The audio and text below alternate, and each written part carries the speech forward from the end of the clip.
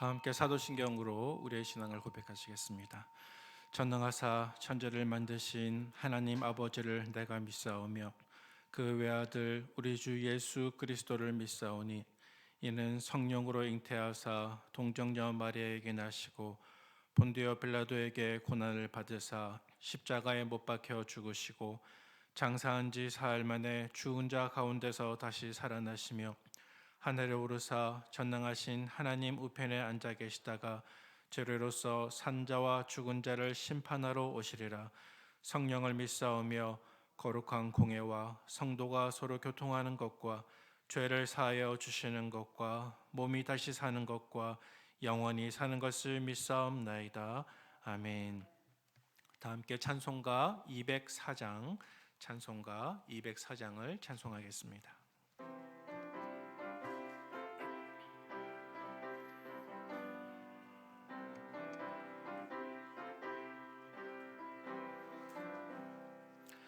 주의 말씀 듣고서 준행하는 자는 반석 위에 터닫고 집을 지음 같아 비가 오고 물나며 바람 부딪혀도 반석 위에 세운 집 무너지지 않네.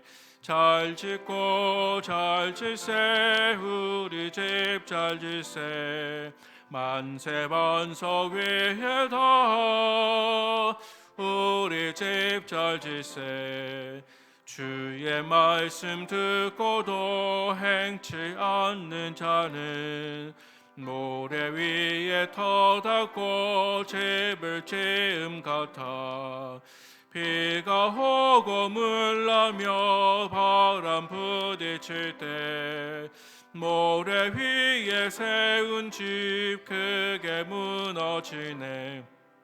잘 짓고 잘 질세 우리 집 잘 질세 만세 반석 위에다 우리 집 잘 질세 세상 모든 사람들 집을 짓는 자니 반석 위가 아니면 모래 위에 짓네.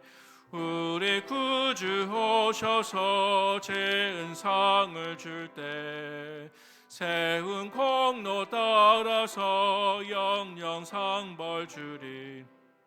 잘 짓고 잘 질세 우리 집 잘 질세 만세 반석 위에다 우리 집 잘 질세.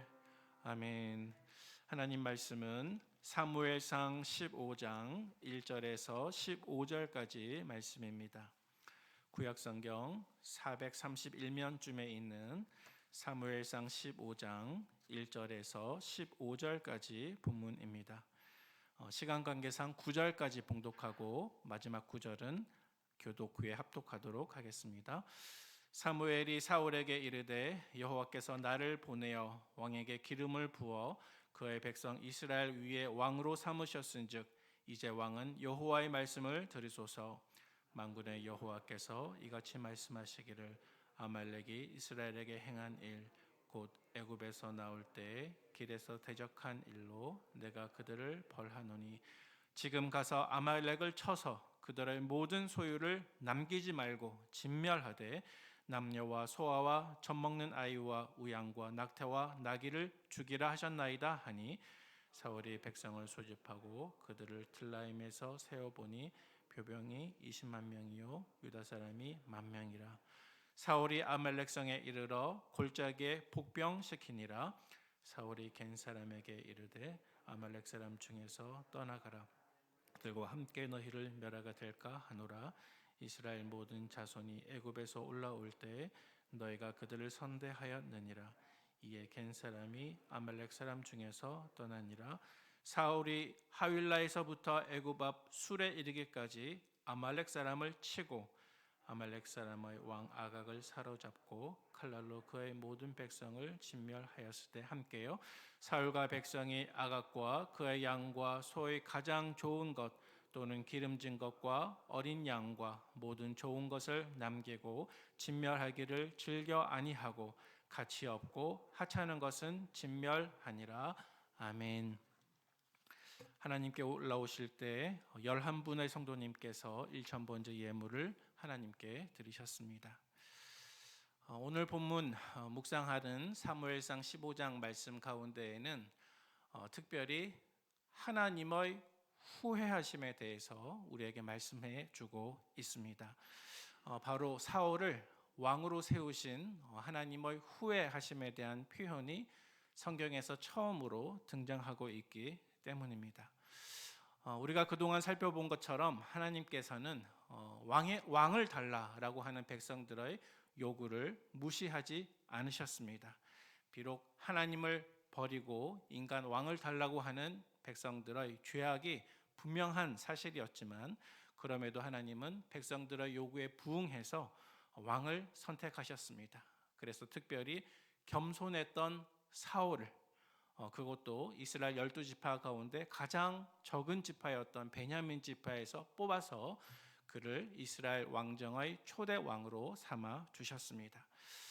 그래서 우리가 그동안 묵상해 본 것과 같이 사울은 아직 왕이 되기 전에 처음에 길랏 야베스에 쳐들어온 암몬 군대를 크게 무찔리는 일을 이제 행해냄으로써 하나님이 그를 왕으로 삼으신 일이 정당했구나 하는 사실에 대해서 한 부분 증명해내게 되었습니다.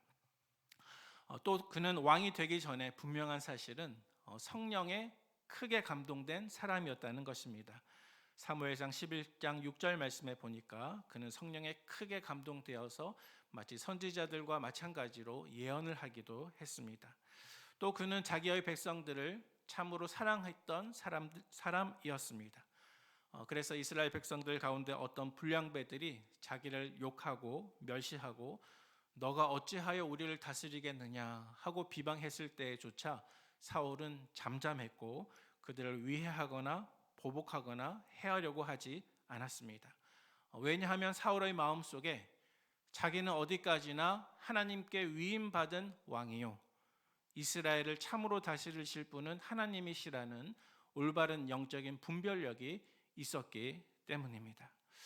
하지만 아쉽게도 이러한 모습은 사울이 왕이 되고 얼마 있지 않아서 조금씩 변질되게 되었습니다. 겸손했던 그는 조금씩 자기 자신의 업적과 성취에 대해서 더 집착하기 시작했습니다. 또 그렇게 함으로써 하나님께 묻는 일을 점차 소홀히 하게 되었습니다. 사울이 위급한 상황을 만날 때가 있었는데 그때 그는 하나님께 기도하기보다는 또 하나님의 뜻을 인내하면서 끝까지 기다리기보다는 재빠른 임기응변식으로 대처하거나 또 자기 자신의 지혜를 하나님의 인도하심보다 더 신뢰하는 큰 실수를 저지르기 시작했습니다. 그래서 우리가 오늘 본문 직전까지 살펴보았던 사무엘상 13장과 14장 말씀에 보면 블레셋과 갑자기 전쟁이 일어나게 되었는데 약 3만 명의 병거와 6천 명의 기병과 함께 싸우는 그러한 상황 안에서 자기 자신에게 있는 이스라엘 군사는 고작 600명밖에 되지 않았습니다. 이러한 상황 가운데 사울은 더 이상 영적 지도자로서의 인내력과 순종을 모두 잃어버리게 되었습니다. 그래서 전쟁을 위해서 사무엘이 도착했을 때에는 이미 사울 왕이 하나님이 원하시지 않는 방향대로 자기 멋대로 번제와 화목제를 드리고 하나님의 은혜와 말씀을 구하지 않고 하나님의 마음에서 어긋난 일을 저지른 이후였습니다. 하지만 놀랍게도 말씀을 살펴보면 이러한 모든 상황 가운데에서도 하나님은 여전히 사울에게 은혜를 베풀어 주십니다. 그래서 그의 아들 요나단을 통해서 방금 언급했던 그 블레셋과의 전쟁에서 아주 크게 승리를 거두게 하셨습니다. 그리고 그 이후에도 하나님은 사울에게 은혜를 지속적으로 베풀어 주셔서 이스라엘 사방의 대적들이었던 모압과 암몬과 에돔과 또 소바와 블레셋과의 전투에서 가는 곳마다 승리할 수 있도록 은혜를 베풀어 주셨습니다. 사랑하는 성도 여러분, 이러한 내용들을 살펴볼 때 하나님은 어떤 분이십니까? 하나님은 우리가 불순종할 때에조차 한꺼번에 은혜를 거두지 않으시는 은혜로운 하나님이십니다. 하나님은 우리가 언제든지 다시 겸손의 자리, 다시 사랑의 자리, 다시 순종의 자리로 돌아갈 수 있도록 기회를 주시고 두 팔을 활짝 열고 오랫동안 기다려주시는 은혜로운 하나님이신 것을 믿으시기를 바랍니다. 하나님께서는 그동안 변질되어 버린 이 사울 왕의 인내 없음과 믿음 없음과 불순종에 대해서 지속적으로 참고 계셨습니다. 그리고 오늘 본문에 보니까 그가 다시 한번 순종할 수 있도록 또 다른 은혜의 기회를 허락해 주셨습니다. 오늘 사무엘상 15장 1절부터 15절까지의 말씀에 보니까 하나님이 사울 왕에게 한 가지 새로운 명령을 주셨습니다. 그것은 예전에 이스라엘 백성들이 출애굽할 때 르비딤에서 이스라엘 사람들을 가장 처음으로 낙담시키고 또 가나안 땅을 향해서 가는 그 발걸음을 멈추고 공격했던 아말렉에 대해서, 이 아말렉 민족에 대해서 심판을 명하시는 내용이었습니다. 신명기 25장 17절 이하의 말씀을 참고해 보면 이렇게 기록하고 있습니다. 너희는 애굽에서 나오는 길에 아말렉이 내게 행한 일을 기억하라. 곧 그들이 너를 길에서 만나 내가 피곤할 때에 내 뒤에 떨어진 약한 자들을 쳤고 하나님을 두려워하지 아니하였느니라. 다시 말해서 방금 읽은 말씀 속에서 아말렉은 이스라엘 백성들이 출애굽한 지 얼마 안 되는 시점에 르비딤에서 길에서 힘들고 지쳐 뒤로 자꾸 낙오된 가장 약한 사람들을 기습적으로 다가가서 공격하고 이스라엘과 전투를 벌였던 그러한 잔인한 공격성을 가지고 있었던 민족이었음을 알 수 있습니다. 그래서 이스라엘은 광야에서 이 아말렉 민족과 가장 첫 번째 전투를 치르게 되었습니다. 우리가 잘 알고 있는 것처럼 모세가 산에 올라가서 손을 올리면 이스라엘 백성이 이기고 손이 내려가면 아말렉이 이기게 되었습니다. 이때 이스라엘 백성들은 결국 전투에서 이겼고 모세는 제단을 쌓고 그 제단을 가리켜 이르기를 여호와 니시, 하나님은 승리하시는 하나님이시다, 그렇게 부르게 되었습니다. 그리고 이 일 이후에 하나님은 이스라엘 백성들에게 명령하셔서 이스라엘 민족의 구원의 길을 괴롭힌 그 아말렉을 영영히 심판하리라, 그렇게 말씀하십니다. 그래서 출애굽기 17장 말씀에 보니까 여호와께서 맹세하시기를 여호와가 아말렉과 더불어 대대로 싸우리라 하셨다 하였더라 라고 기록하고 있습니다. 자, 그리고 이때로부터 이제 시간이 점차 흘러서 사울의 때까지 약 400년의 시간이 지나게 되었습니다. 하나님께서는 아말렉을 심판하시기 위해서 400년을 기다리셨습니다. 여러분, 하나님의 시계는 멈추지 않습니다. 약 400년이라는 시간이 흘렀어도 하나님의 뜻은 여전히 이루어진다는 것입니다. 그리고 하나님은 이스라엘 왕정 초대 왕이었던 사울 왕에게 아말렉에 대한 심판을 맡기셨습니다. 이렇게 아말렉에 대한 심판은 출애굽기와 신명기 말씀에도 기록된 하나님의 언약의 약속이었기 때문에 반드시 이 심판은 흠없이 온전하게 실행되어야 했습니다. 그래서 사무엘이 그 뜻을 정확하게 사울 왕에게 전달했습니다.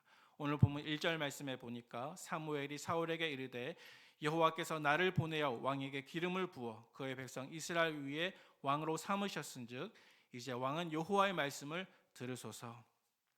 이 하반절 말씀에 이제 왕은 여호와의 말씀을 들으소서, 이 부분을 히브리 원문으로 직역하면 이제 왕은 여호와께서 말씀하시는 그 목소리를 들으소서, 이렇게 해석할 수가 있습니다.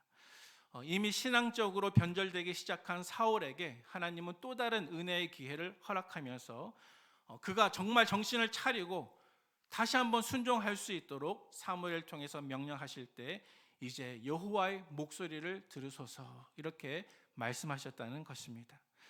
하지만 사무엘은 이렇게 하나님의 분명한 메시지를 그에게 전달했음에도 불구하고 결과적으로 사울 왕은 하나님의 말씀에 순종하지 않았습니다. 하나님의 뜻은 무엇이었습니까? 그것은 오늘 본문 3절 말씀에 나와 있는 것처럼 하나님을 대신해서 아말렉 민족을 심판할 때 아말렉에 속한 모든 사람들과 모든 짐승을 다 진멸하라라는 명령이었습니다. 이것은 단지 한 민족을 멸절시키는 문제가 아니라 하나님의 백성을 대적하고 하나님을 두려워하지 않았던 죄에 대해서 두려운 하나님의 심판을 보여줘야 하는 엄미한 일이었습니다.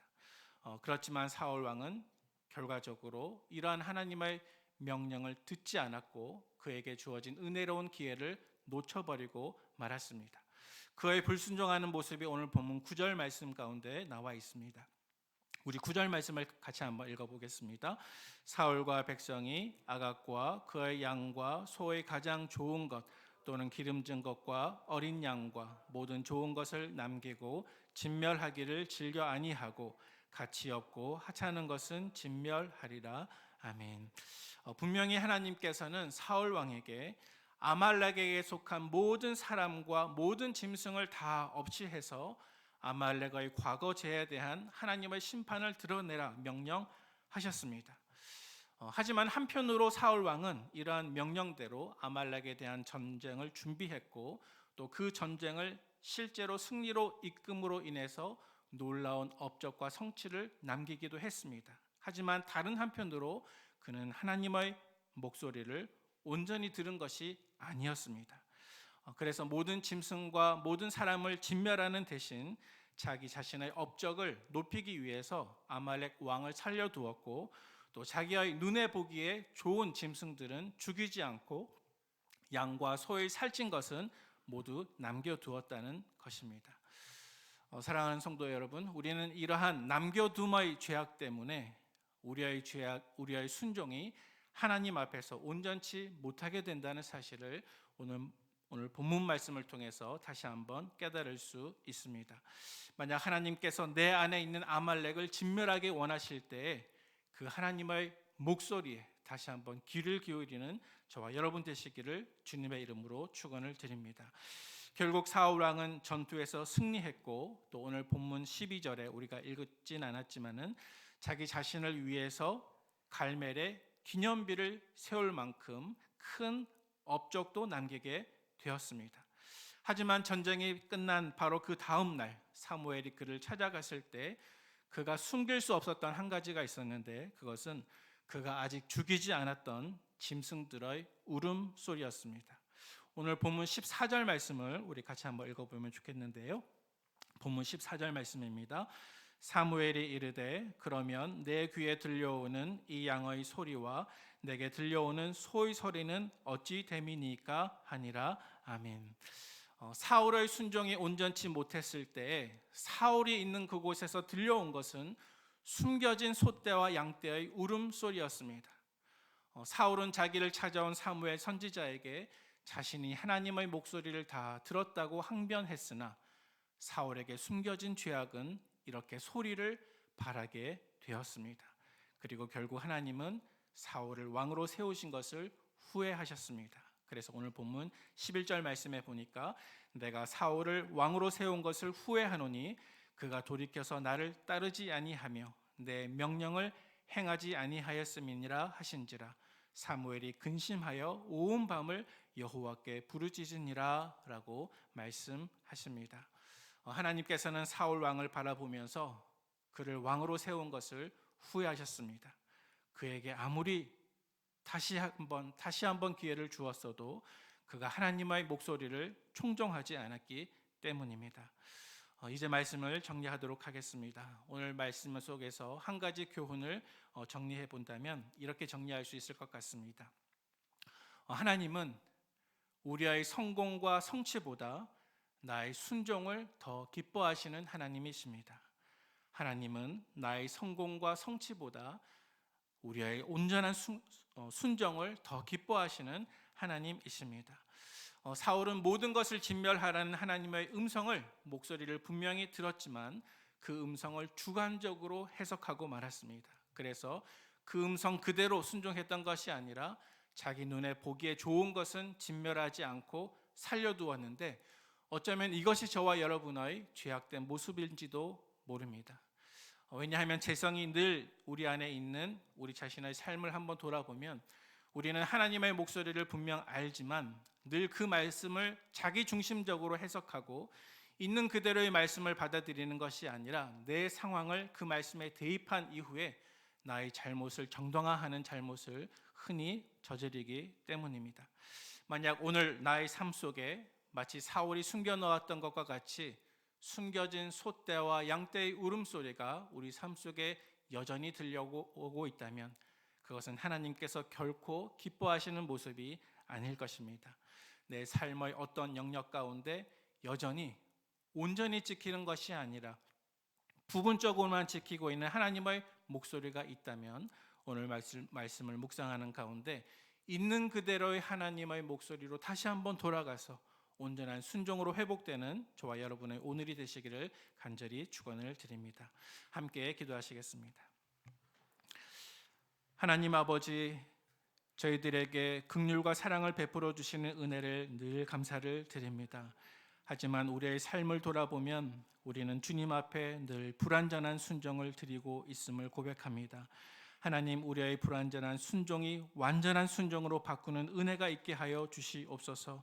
내 삶의 성취나 성공보다 온전한 순종을 하나님이 더 기뻐하신다는 사실을 오늘 하루의 삶을 통해서 다시 한번 깨닫는 우리가 되기를 원합니다.